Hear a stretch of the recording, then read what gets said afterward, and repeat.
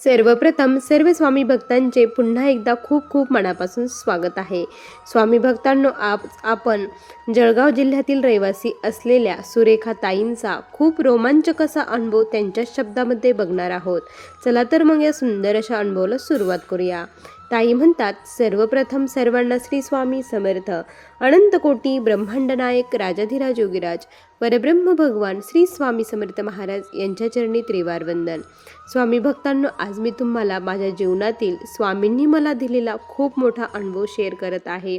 तसे तर स्वामींनी मला खूप सारे अनुभव दिले आहे, पण त्यातील जे अनुभव मला असं वाटतं की ऐकल्यानंतर एक नवीन सेवेकरी घडेल आणि ज्या कोणी ताई बहिणी माझ्यासारख्याच प्रॉब्लेम असतील त्यांना एक नवी दिशा आशा मिळेल, या हेतूने आज मी हा अनुभव आज येथे शेअर करत आहे. स्वामी भक्तांनो, मी जळगाव येथील रहिवासी. मी प्रतापनगरच्या मठामध्ये माझं कायम जाणं असतं.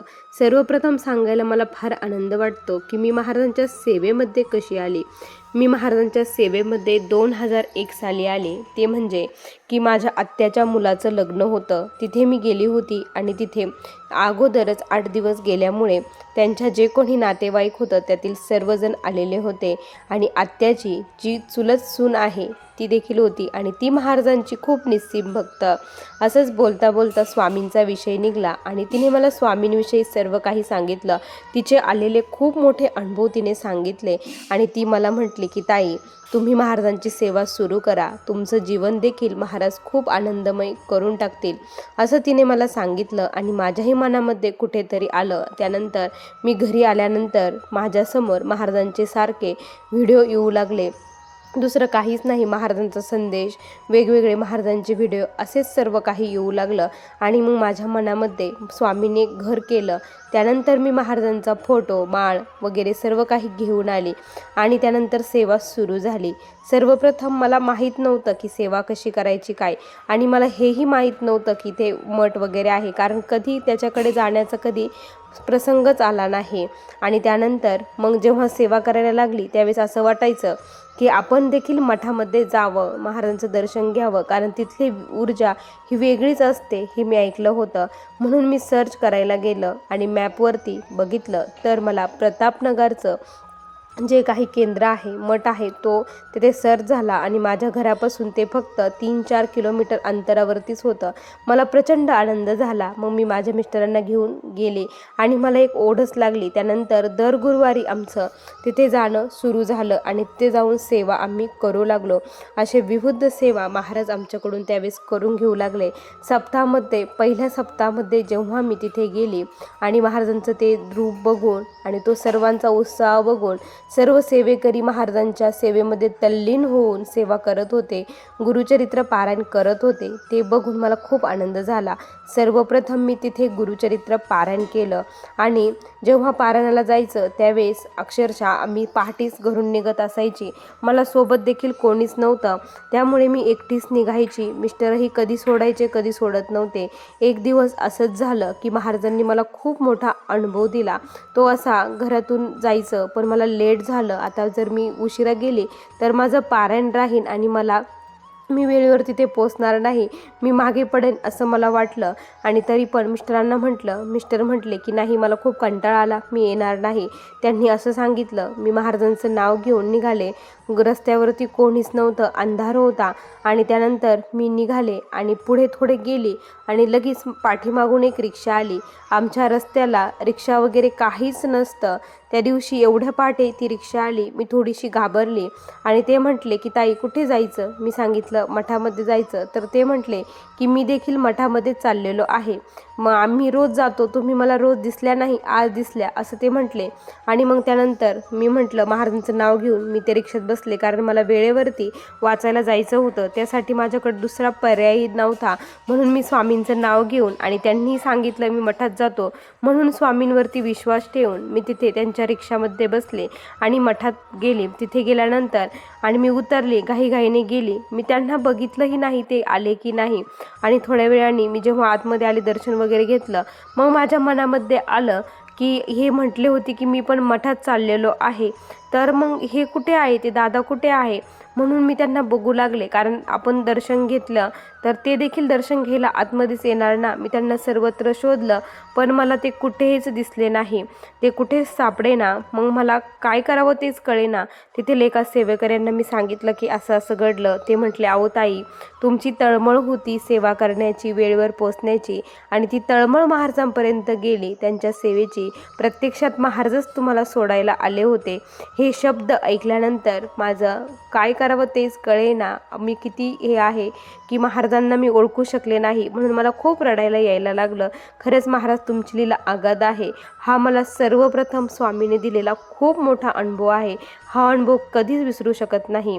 त्यानंतर दुसऱ्या सप्ताहामध्ये, तोपर्यंत माझे मिस्टर देखील सेवेमध्ये आले होते आणि माझ्या मिस्टरांनी रात्री प्रहर सेवेची हे केलं होतं. प्रहर सेवेला नाव दिलेलं होतं. 11 ते 12 या दरम्यान माझे मिस्टर प्रहर सेवेला येत होते आणि मी पण तिथे सेवा करायची. मी पण मिस्टरांसोबत त्यांच्यासोबत येत होती. आणि त्या दिवशी खरंच महाराजांनी आम्हाला इतका छान अनुभव दिला. तो अनुभव आम्ही कधीच विसरू शकत नाही. खरंच स्वामी भक्तांनो, प्रत्येक जेव्हा काही सप्ताह असतो त्या सप्ताहामध्ये प्रत्येकाने भाग घेतला पाहिजे. आणि जो कोणी मनोभावे ही सेवा करतो ना, खरंच महाराज त्याच्या सर्व इच्छा पूर्ण करतात. त्या दिवशी महाराजांनी आम्हाला असा काही दृष्टांत, असा काही अनुभव दिला, तो ऐकून तुमच्या देखील अंगावरती काटा येईल. माझे मिस्टर सेवा करत होते, मीही सेवा करत होती. त्यानंतर काय झालं की म्हणजे 4 श्वान एका पाठोपाठ एक आले आणि त्यानंतर पाठीमागे, त्यांच्या पाठीमागे एक गाय देखील होती. पण ती गाय आतमध्ये आली नाही, ती औदुंबराच्या वृक्षाच्या तिकडेच थांबली. पण 4 श्वान एका पाठोपाठ एक आले आणि दरबारामध्ये आले. सर्वजण खूप घाबरले. श्वान आले पण कोणी त्यांना हाकललं नाही, काही केलं नाही. त्यांनी अक्षरशः तिथे बसले, असे 2 पाय पुढे केले, बसले, महाराजांचं दर्शन घेतलं आणि महाराजांच्या डोळ्यात डोळे त्यांनी बघून काय केलं काय माहीत नाही, काहीतरी त्यांची जणू काय आपण एखाद्याशी बोलतोय डोळ्यात डोळे घालून, असे त्यांनी 2 मिनिट महाराजांशी बोलले आणि त्यानंतर ते पुन्हा एकदा तिथून निघून गेले. आणि प्रत्येकजण म्हणू लागला की हे महाराजच आले होते. 4 श्वान महाराजांच्या दर्शनासाठी आले, म्हणजे ब्रह्मा विष्णू महेश हे तिन्ही पण आले होते, असं सर्वजण म्हणू लागले. 4 वेद अक्षरशः इथे आले. हे बघून सर्वांना खूप आनंद झाला.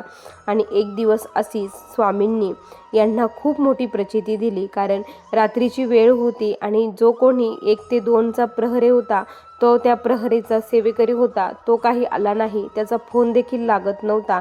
त्यामुळे आता दुसरं काय करावं. माझे मिस्टर जवळपास 2 तास प्रहरी घेतले होता.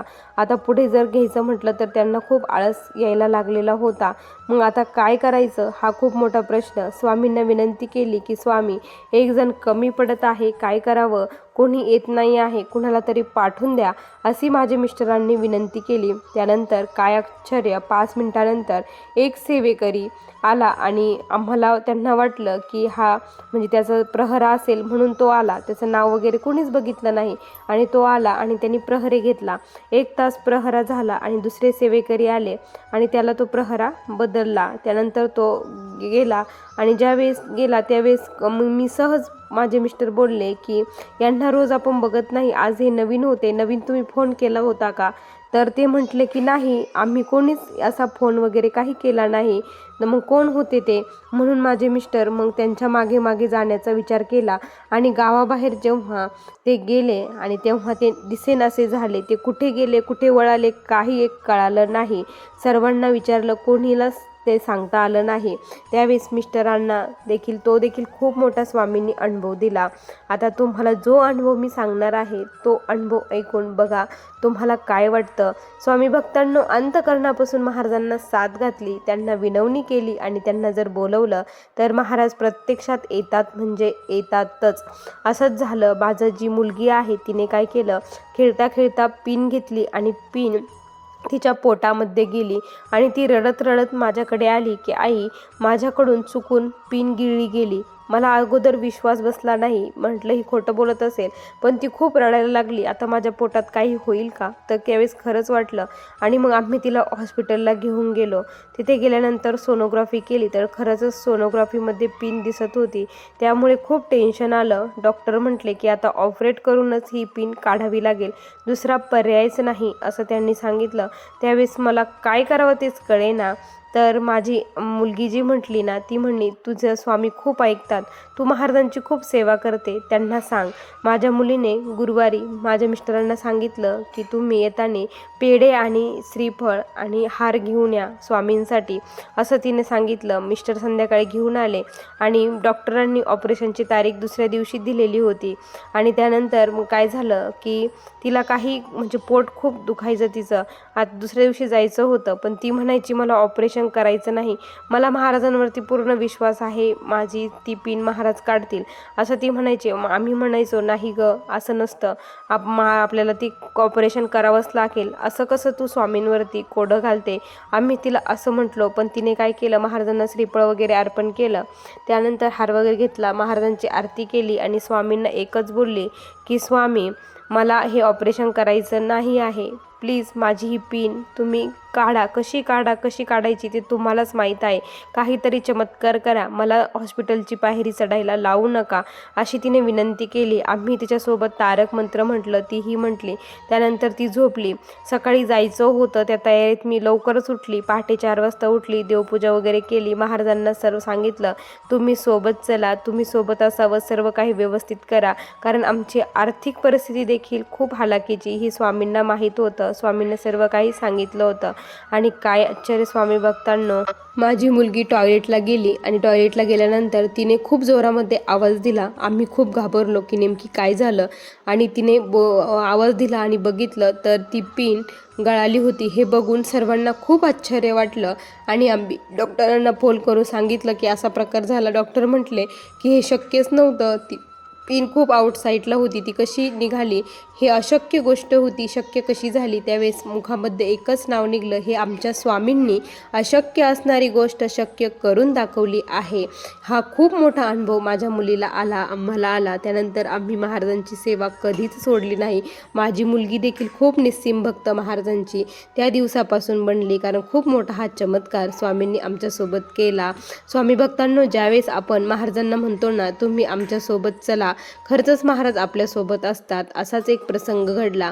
त्यावरून मी सांगते की माझे मिस्टर हे त्यांना रोजची सवय की सकाळी घराबाहेर पडायच्या अगोदर ते महाराजांना मुजरा करतात, स्वामी माझ्यासोबत चला असं त्यांना म्हणतात. रोजची त्यांची सवय. त्या दिवशी देखील त्यांनी असंच केलं, महाराजांना सोबत चला म्हटलं आणि माझे मिस्टर चालले. त्यांचा खूप जबरदस्त ॲक्सिडेंट झाला. इतका जबरदस्त ॲक्सिडेंट म्हणजे मागून जी ट्रक होती त्यांनी माझ्या मिस्टरांना धडक दिली आणि माझे मिस्टर खूप जोरामध्ये लांब जाऊन पडले. पण माझ्या मिस्टरांना कुठेच काही फ्रॅक्चर वगैरे काहीच झालं नाही. माझे मिस्टर म्हणतात की मला असं वाटलं की कोणीतरी मला झेललं आहे. आणि विशेष म्हणजे जिथे ॲक्सिडेंट झाला, जिथे माझे मिस्टर पडले, ज्या दुकानासमोर ते पडले ना, त्या दुकानावरती महाराजांचा खूप मोठा फोटो आणि तिथे श्री स्वामी समर्थ, भिवू नकोस मी तुझ्या पाठीशी आहे, हे नाव होतं. ज्यावेळेस माझे मिस्टरांनी ते बघितलं त्यावेळेस म्हटले की महाराजांनी आज मला झेलला आहे, महाराजांनी तारला आहे. त्यांना मी जे म्हटलं होतं की माझ्यासोबत चला, खरंच महाराज माझ्यासोबत आले. त्या दिवसापासून माझे मिस्टर म्हटले की कोणीही घरातून बाहेर पडण्याच्या वेळेस महाराजांना सोबत घेऊन जायचं, म्हणजे जे काही होणार असेल ते जर जास्त असेल ते थोडक्यामध्ये निभावलं जातं. अशी महाराजांची सेवा आहे. प्रत्येक स्वामी भक्ताने मनापासून महाराजांची सेवा केली तर त्याला मेवा नक्की महाराज देतच असतात. स्वामी भक्तांनो, हे मला आलेले आत्तापर्यंतचे खूप मोठे अनुभव होते. असे छोटे मोठे तर खूप सारे अनुभव स्वामींनी आत्तापर्यंत आम्हाला दिलेले आहे. असा माझा हा अनुभव होता. श्री स्वामी समर्थ. बघा स्वामी भक्तांनो, किती सुंदर अनुभव आहे ताईंचे. तुम्हाला हे अनुभव कसे वाटले नक्की कमेंटमध्ये कळवा. पुन्हा भेटूया अशा सुंदर अनुभवासोबत. तोपर्यंत सर्वांना श्री स्वामी समर्थ. जय जय स्वामी समर्थ. श्री गुरुदेव दत्त.